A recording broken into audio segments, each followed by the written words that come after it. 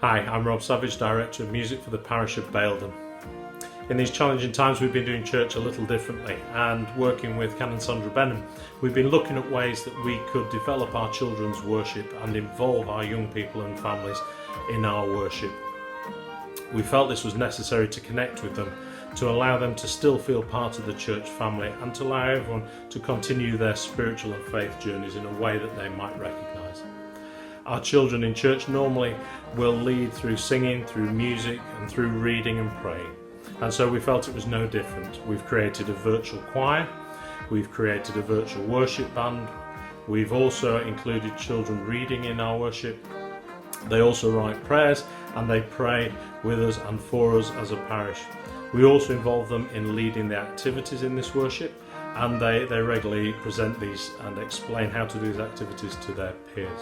Got to be honest, most of them are far better presenters than me. All of this is wrapped up and put on YouTube and sent out through Facebook and on social media to engage with our local community. What we've found actually is it goes a bit further than that, and we've had feedback from people in the local community which has been fantastic, but also further afield across this country. Safeguarding remains at the centre of what we do, and we've had to look through the challenges that poses, especially in terms of permissions around young people. The bottom line was we just felt we had to have a go. It's not a performance, it's not polished, it's not perfect, but at the end of the day we wanted to engage and connect as a community and be able to worship God, to be able to bring others and ourselves closer to Jesus.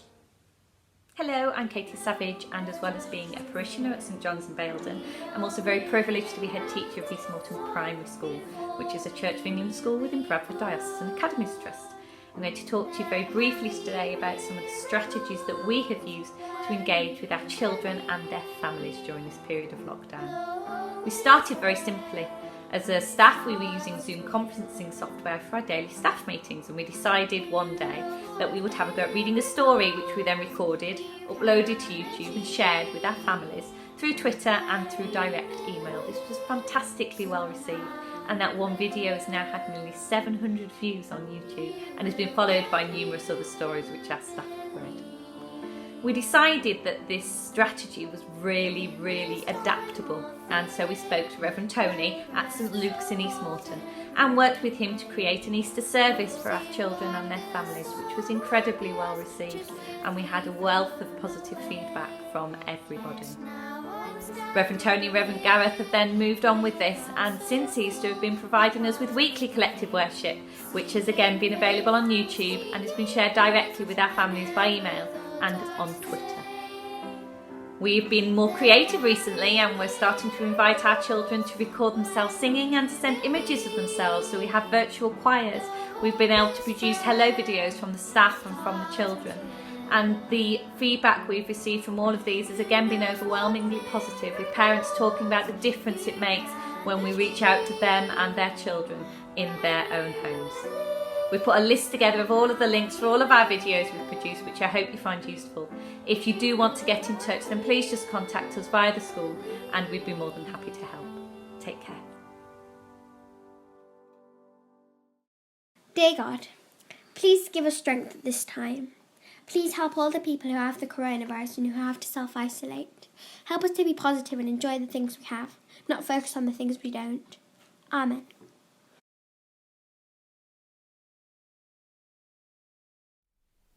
Welcome to the temporary chapel here at St Margaret's in Ilkley. This is the place from which we've live streamed worship during our present lockdown.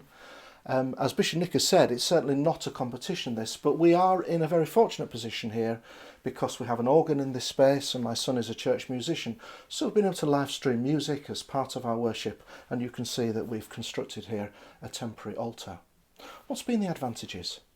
Well, certainly people have said to me that they've really appreciated having the opportunity undistracted at home to listen to readings, to listen to homily, to be able to really concentrate and to bring the presence of worship into their homes. That's been really appreciated. What's been the negatives? What we do in worship is physical.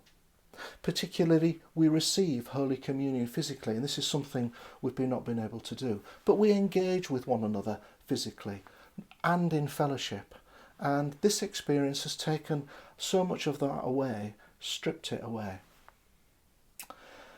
I think what we are doing in live streaming during this time is we are, if you like, creating a life support system for our worship and for our prayer, and particularly for bringing the presence of Christ and his teaching into our homes. But what we've lost, I think, more deeply by not being able to gather in a holy space, in a sacred space, is that sense of the holiness of God, the transcendence of God. If you like to use a technical word, his numinous. And I hope as we return to our buildings, we will rediscover what is special about being with one another and being in the presence of Christ. And that this has been a life support system, but also a new way in which we can teach and engage with the faith. Hello, I'm Richard Birch and I'm the interim team rector at Harden, Willesden, Cullingworth, Denholme. I've been asked to say something about our written Sunday morning service sheet that we use, sending it out to all the members of our congregation. It started on the very first Sunday of lockdown when it was Mothering Sunday, and we wanted to put something together that involved everybody. We were conscious that not all the people in our congregation have an internet connection or use the internet, so we wanted to make sure that everybody could be part of what we were doing, and we decided that a written service was the best way to go with that. So we created something very simple. It just has an opening and closing liturgy. There are the readings for the day. There's a reflection on those readings, and then there are some prayers. We asked everybody to join together at 10:30 on Sunday mornings and to use the service sheet as a way of praying together and a way that we were united by the Spirit in prayer and worship in our own homes. Some of the clergy from the benefice put together the first one, each of us doing a little bit of it, and then it all came together. And over the weeks, we've had other people, lots of different people have taken part, writing reflection or doing the prayers or doing the opening and closing liturgy. It's been lovely to have different voices and different people involved. And the feedback we've had has been good. Lots of people have said how good it is at 10:30 on a Sunday morning to be able to know that there's other people joining together doing exactly the same thing, reading the same words, praying the same prayers, that we are indeed united by the Spirit in prayer and worship on a Sunday morning, even though we're not together. We've had really good feedback too about the fact that people have enjoyed having a written kind of sermon and written prayers, because there are things that catch their attention and they're able to read them again or to look a little bit more closely in a way that you can't do if you're listening to a spoken sermon. People have also said that it's been great how the personality of different people comes out, even though it's a written document. So people have written in their own words, and it's great that as you read those words, you can almost hear the voice of the different people who have contributed. It's been something we didn't expect, but it's been really lovely to get that personal nature within it. We've done lots of other things as well within our services. We've done lots of online things, but this has really been a staple of our worship. It's been the thing that's always been there, the kind of foundation, because it includes everybody. Nobody needs to be missed out. Everybody can be included. So that's been a principle that we tried to maintain. We're looking to do something very big on Pentecost Sunday, and this will be again the guiding principle. That will be something that's done online and brings people together, but this same aim that nobody should miss out is really important to us. And whatever we do, whatever we include, this will always be there as part of our Sunday worship. So if you've got any questions, please do contact me. Very happy to answer any questions, and I encourage you all in the things that you're doing. It doesn't need to be complicated, but it's good to be doing different things.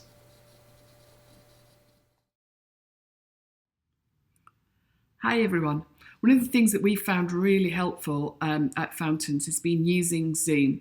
And from the early days of the lockdown, we were trying to think about ways that we could connect with our congregation. Now, we are quite fortunate in that a lot of our congregation are quite internet savvy and are able to access different systems and applications. But what we wanted to do was to really quickly establish a pattern of prayer, because we knew that God would be working through these extraordinary circumstances. So we really quickly started to do morning and night prayer so that people could join us. We could invite people from our congregation. And actually, over time, we've seen people who are outside of our congregation, perhaps belonging to other areas of Bradford, and some from outside of West Yorkshire even, coming and joining us for prayer. And actually, that's become a really firm community.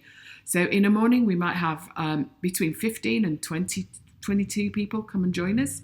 And the community is of such a size that actually we've got to know each other really well, both in terms of as people join at the beginning and as they leave at the end, we're able to check in on people.